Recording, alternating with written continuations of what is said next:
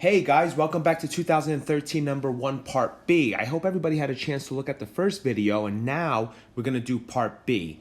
So I'm sure everybody read it, so I won't take up too much of your time, but basically we are going to pass through these titles, and what's going to happen here is, first and foremost, the order of existing entries in the download is not changed. The first time an object with a title from titles is added to download list, it is added to the end of the list. And if you guys remember, we are working with an array list, and to add anything at the end of the list, you're going to do the .add. But every time you guys add something to an array list, you need the type before it. Now you can get away with integer and double because of the auto boxing, but in this case, when you go to add it, you're going to need to put the reserved word new and the name of the object in front of it. Okay, so we'll do that, and then new entries in download list appear in the same order as they first appeared, and so on. But here's the thing: all songs in the title are represented by a download list, and all you're going to do, if the download already exists, you're going to increase it by 1. If you guys recall from the beginning, we have this public void increment times download that we can use. We don't have to do I++. You have to use that method. Furthermore, you're going to have to, in order to get full credit, use the get download info that we learned in part A. So I wrote some stuff out so we can just get right to it. I'll use a black pen here. Okay, so I'm going to pass through these titles, okay? I'm not going to use the enhanced for loop in this case, but you guys are more than welcome to. So for int I equals 0, I is less than titles.size, I++, I'm going to take the title, I'm going to take title, get 0, get 1, and so on, and pass it through this machine I call, right, this method.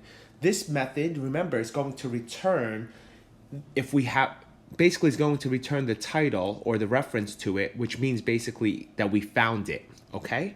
So if you want to, you can store this as something else, okay? So you can say, all right, that's type download, okay? So download info, that's from the first part, that's the type, and I'll just call it X. That's such a bad variable to use, but just to save some time writing.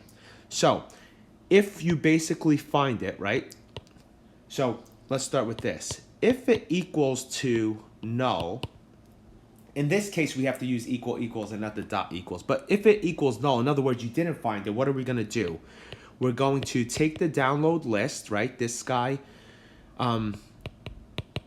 the name of the array list, and we're going to add it. And when we just do .add, it adds it to the end. But the only problem here is because, like I mentioned before, because it's not the integer or a double, you're going to have to do this. New download info. And remember, download info is that constructor from part A, and it takes 1 parameter, so don't forget that. And what it's going to do is it's basically going to take the title, and it's going to add it to the end. Otherwise, what are we going to do in this case? We are going to else x dot increment times download. You just have to use that method. So it's either, if you don't find it, okay? So if you don't find it, you will add it to the end, and if you do, then you're just going to increase it, but the order doesn't change. Let me just show you one thing before I let you guys go. This part here, new download info, and it takes a title. Well, if you go back here with your methods, anytime you're making a new, okay, and that basically comes from the first page.